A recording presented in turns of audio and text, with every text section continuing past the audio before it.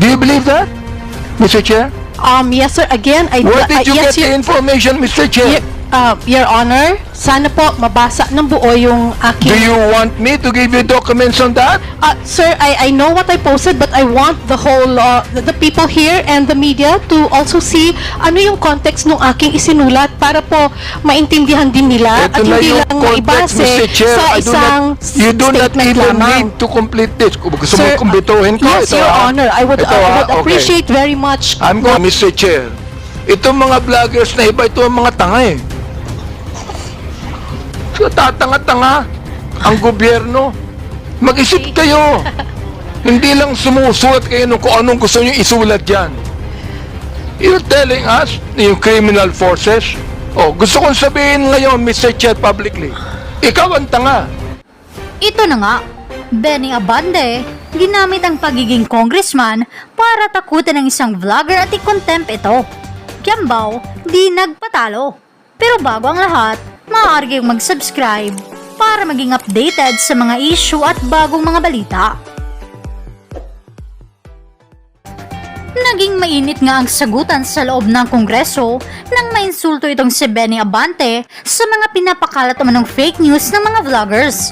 Abante, tinawag na tanga si MJ Kiambao. MJ Kiambao, tumawa lang at ininsulto pa ng husto si Abante. Narito ang buong detalye. I'd like to ask questions to MJ Kiambao, Miss Mary Jane Kiambao Reyes. Yes, sir. Yes, You Your made Honor. a statement when you were giving your statement that you base your blog on the truth, no? And that you are actually not biased. You are not pro Duterte, you are not pro Marcos. You said that, am I right? Your Honor, yes, sir. Although I also said in that same statement that yes, I can be biased, but I don't go below the belt. But as far as being pro or anti-Marcos and Duterte, I always try to remain objective. Ms. Reyes, Yes, sir. I am Yes, the Your chairman Honor. of the Committee on Human Rights. Yes, Your Honor. I have records of EJK victims.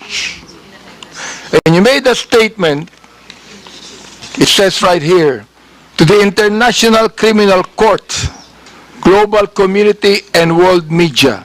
Is this not a pro-Duterte statement? Can you please, sir, complete the whole... No, not yet. Not yet. report I'm of going to complete this.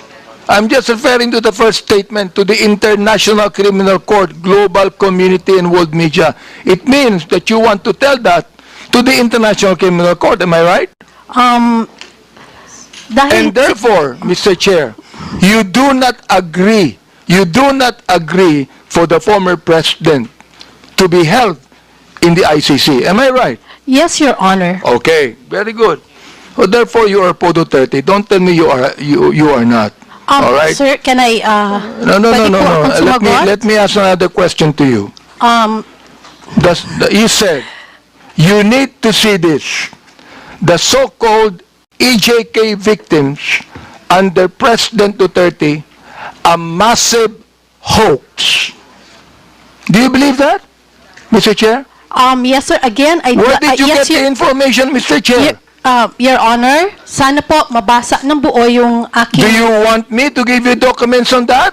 Sir, I know what I posted, but I want the whole, the people here and the media to also see ano yung context ng aking isinulat para po maintindihan din nila Ito at na hindi yung lang context, maibase Mr. Chair. sa isang You do not statement even lamang. need to complete this. Kung gusto mo Sir, kumbituhin ko, yes, ito Your ah. Honor, I would Okay. appreciate very much. I'm going to Mama. complete this now. Okay, Yes, para Your marinig Honor. ng lahat. Opo. The so-called EJK victims under President Duterte, a massive hoax. Okay. Sa akin, mali. I have documents to show. Yes, Your Honor, All right, that is now your you truth, said. and I also have my truth. Please. May I remind the resource person to again patapusin muna yung interpolator before you answer. Okay po, salamat po Mr. Chair. And sige po, so kung pwede po, ibigay na lahat ng tanong at mabigyan din po kami Laban. ng pagkakataon na sumagot nang wala ring interruption Of sana. course, you will be Opo. given your opportunity to answer. Pero patapusin muna talagang interpolator. That is sige a po, ruling Mr. Chair. before the resource person. Wag po tayo magsapawan. Opo, Mr. Chair, maraming salamat. Okay, Mr. Chair, let me continue on. You said, the anti-Duterte propagandist. So alam ko na kung ano yung bias mo, di ba? May bias ka na rito eh. Oo.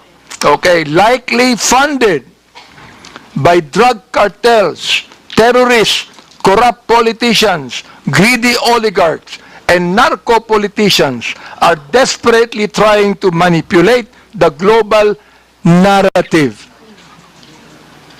What did you get the information about that, Mr. Chair? Pwede na po akong... Go ahead. Sige. Yes, Mr. Chair, pwede na po akong sumagot? Yes. Okay.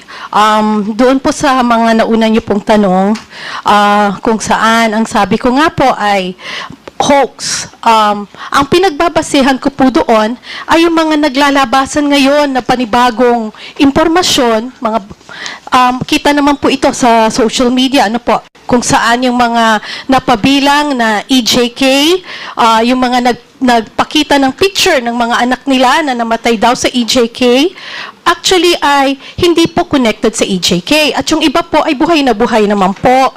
That's why, ang sabi ko nga ay hoax dahil yung mga pinakita ng mga nagrarally at pinapakita nila na namatay sa EJK ay hindi naman po patay. Mr. Chair, nag-a-attend ba kayo ng Quadcom hearing? Mr. Chair? Nag-a-attend ba kayo ng Quadcom hearing? Yung mga biktima ng EJK ay nandoon at nagkaroon pa sila ng prayer rally, Mr. Chair. Nag-attend ba kayo ng Quadcom hearing? You can answer. Mr. Chair, okay, salamat po at pagkakataong sumagot. Yes, nakapanood na po ako ng Quadcom at napanood ko rin po yung mga latest na ganap ngayon kung saan may isang Aling Sheila, Aling Lori, Aling another mother, kung saan yun po, yung mga anak nilang pinapakitang namatay sa EJK ay hindi naman po. Doon po, yun po yung pinanggagalingan ng aking isinulat na opinyon. Yun po ay reaksyon at opinyon sa mga nabalitaan ko po sa social media. At sa mga news online. Again, those are my personal reaction and opinion on the current events. Mr. Chair, ang hirap nun, makakabalita ka ng anuman, tapos you're going to put up an opinion, and you want to let the people believe it's the truth. Yun ang problema dyan eh. Facts. Then, sinabi mo, they want you to believe that every young life lost was at the hands of our people's president, Rody Duterte. This is a blatant lie. That is my, pwede na pong sumagot, Your Honor? Yes, go ahead. Sige. Opa. Go ahead. Again, that is my truth. Those are my opinion. And nakabase naman din po yan sa mga available information. Ngayon, makikita po natin na yun nga po, may mga EJK victims nga raw na hindi naman pala. Raw. Oh, yun nga po, sabi, yung raw po, I'm Therefore, referring... you have no right to say it's a massive hoax. Mr. Chairman, with the indulgence of Chairman. Yes, Mr. Ma'am, Congressman yung Paduan. sinasabi mong mga facts ngayon na lumalabas, is it an official document coming from those investigation by government agencies, by Quadcom, or just a mere in the social media accounts? Sir, Your Honor, if I'm not mistaken, nasa newspaper na rin po yan. Sandali But po, of course, nauna, sandali. Nasa newspaper. Pero ang tinatanong ko po, anong source ng newspaper? Is it an official document or findings of the Human Rights Commission? I have yet, Absolutely. Ma'am, Yes, Madam, Your Honor. absolutely not. Because during our hearing, the Quadcom, all those victims, yung mga families na nandun, was confirmed by Human Rights Commission. Okay, Your Honor, In fact, we have all the list. Your Honor, can I also answer now, kung pwede po? Okay. Lumabas po na may mga kapatid, may mga kapatid, yung mga biktima, na sila po mismo ang nagdi-deny doon sa mga Mr. Chair, ibinabalita ngayon Mr. Chair, Yes. Mr. Chair, I'd like to interject for a while here, while you're answering. Ang binabanggit mo, may nabalitaan ka? May nabalitaan ka? Oh, I mean, my goodness, if you would like to be a resource person here in this committee, kinakailangan meron kang basis, meron kang tunay na basis, meron kang dokumento na masasabi. Sapagkat, Luka, ang Commission on Human Rights, for example, nag-imbestiga ng EJK at maraming nakita. Kami, in my Committee of Human Rights, marami kaming nakita. Oo. Samantalang ikaw, sinasabi mo, massive hoax ito. Wag naman, Mr. Chair. Oh, gusto kong maniwala sa statement mo kanina. Pero ngayon, itong statement na ito, hindi na maganda eh. Oh, nagsabi ka pa ng facts. Some of these so-called victims died years before or after Yes. Duterte's presidency. Where'd you get the information? Nasa balita po, Your Honor. Yung iba po ay namatay ngayong last year lang po, Madam, 2024. Mr. Chairman, Opo. Madam, sa Quadcom po, sa hearing namin, at it was confirmed by Human Rights Commission, lahat po na nakalista doon, under our records, was confirmed by Human Rights Commission. Wala po doon yung prior and Wait after lang po ha, kasi ako yung- ng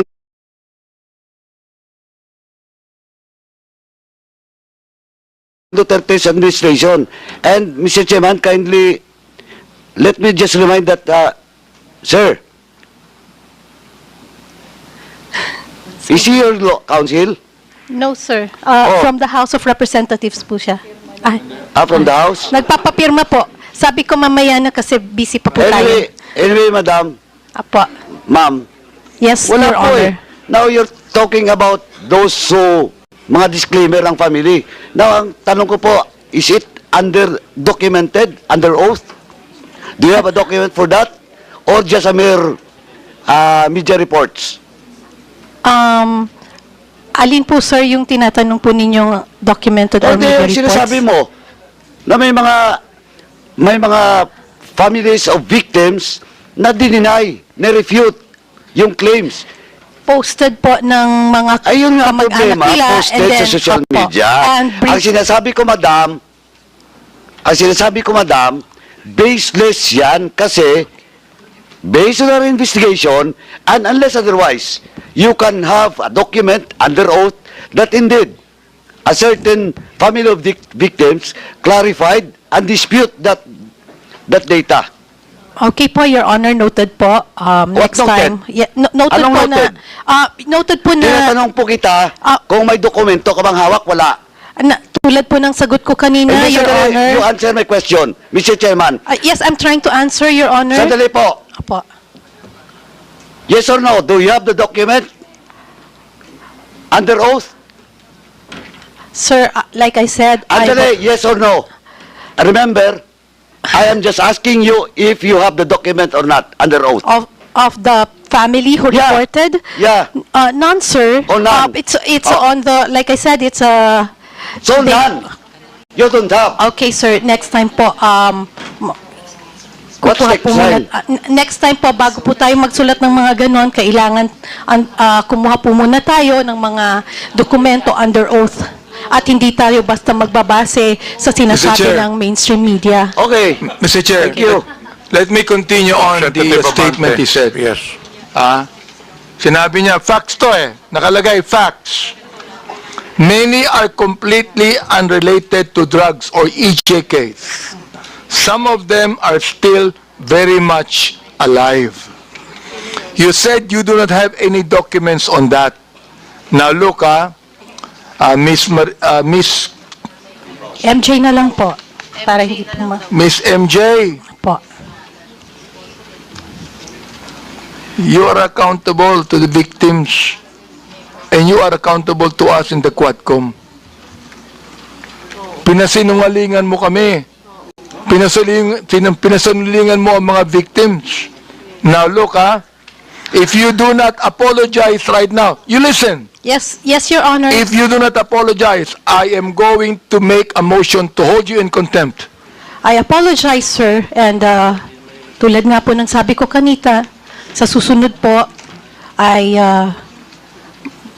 maghahanap na lang po muna tayo ng mga under Yun. oath. At Okay hindi daw, po ha? tayo magre-rely sa mga balita ng news. Salamat na yan. po. Okay po.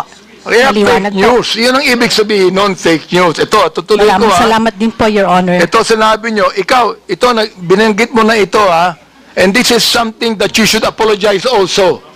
Anong sabi mo?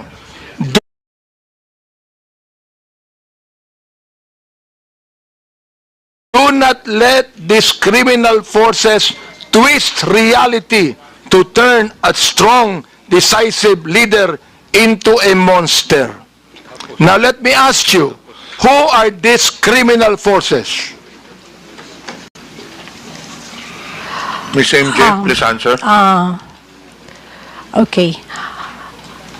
I have this, kasi tulad ng sabi ko, ito po ay mga reaction at opinion ko lamang. Well, therefore At, you apologize because this is okay not po, true. sir. Okay, sir. I apologize. Okay, Mr. Chair, this is the second time that Miss MJ has apologized. I hope that next time, kayong mga vloggers, wag kayong magbibigay ng opinion lang, impression ninyo. Ibigay nyo yung katotohanan, may dokumento kayo.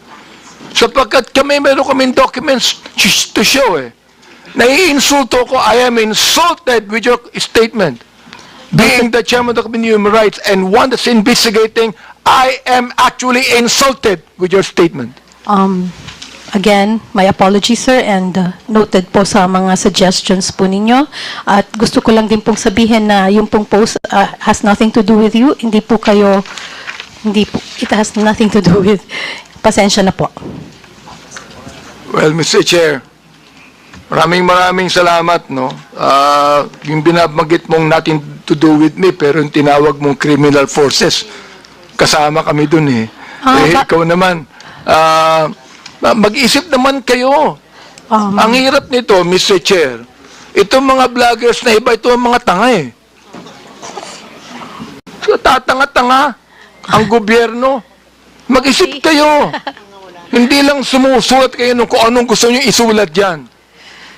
You're telling us, yung criminal forces, gusto kong sabihin ngayon, Mr. Chair, publicly, ikaw ang tanga. Okay, Your Honor, pero Mr. Chairman. Mr. Chairman. Representative Ponduano.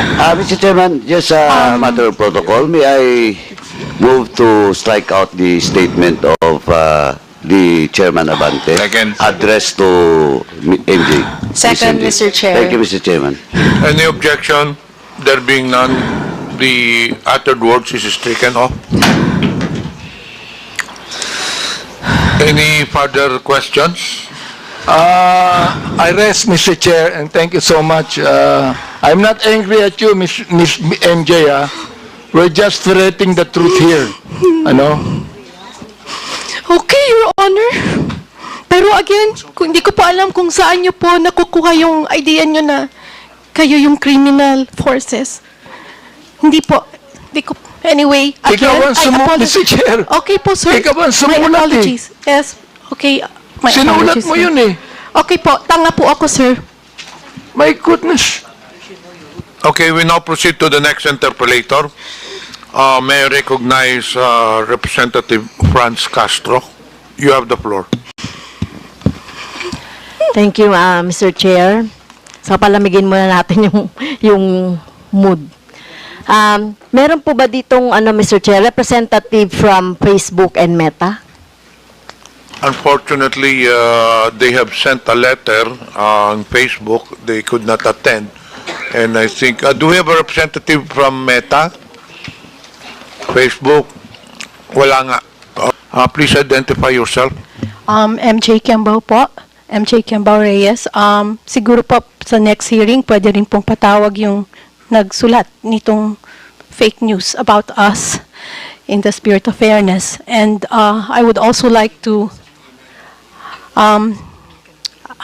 yun pong pag-iyak ko at yung walang patid na pag-apologize ko is coming from the fact na dahil ayoko pong makontempt, ayoko pong ma-detain, dahil may dalawa po akong nasa critical condition na nanay at mother-in-law. Yun po yun. Pero sa mainstream media at social media ngayon, pinagtatawanan ako dahil nag-apologize ako at tinawag akong tanga. But I cannot forgive myself if I don't speak now and tell you the truth. I'm just really afraid na ma-detain at this time. At this time kasi may dalawa akong nasa critical condition na naka-bedridden na nanay at mother-in-law na nasa late stage na anytime they die. I don't want to be detained and wala ako sa tabi niya. Ayun lang po, Mr. Chair. Ms. MJ, at Point this of point order. in time, this committee has no plans of detaining you. Was there a motion? There was no motion. So we will proceed with the next Yeah. interpolator. Mr. Chair, I just wanted to point out that although I understand, well, I'm trying to understand where the concerns of our good resource person is coming from, but I think it's baseless. Wala pa namang motion, wala pa namang nagsasabi na iko-contempt ka, wala pa namang, for as long as you cooperate, and for as long as you say the truth, and for as long as you're completely honest, there's nothing to be fearful. Not unless, of course, you're hiding the truth. So, dun, pwede kang matakot. Kaso lang kung wala naman po kayong itinatago at buong katotohanan ng sinasabi ninyo, hindi wala po dapat kayong ikabahala. At saka wala po dapat kayong dahilan para umiyak. Siguro maganda po, ma'am, uminom po kayo ng tubig at baka ma-dehydrate po kayo. So anyway, Mr. Chairman, thank you very much. I just have some concern. Am I... Okay, yeah. Mr. Chairman, meron po ba tayong representative from BIR? Yes, earlier he took his oath. Yeah, BIR. Thank you very much. BIR, for the platforms of ByteDance, TikTok, Meta, Facebook, Twitter, Instagram, do they contribute to the national treasury? Your Honor, good afternoon. For the mentioned companies, Your Honor, considering that they are a non-resident foreign corporations, Your Honor, they should be taxed on their income within the Philippines, Your Honor. So, but are they actually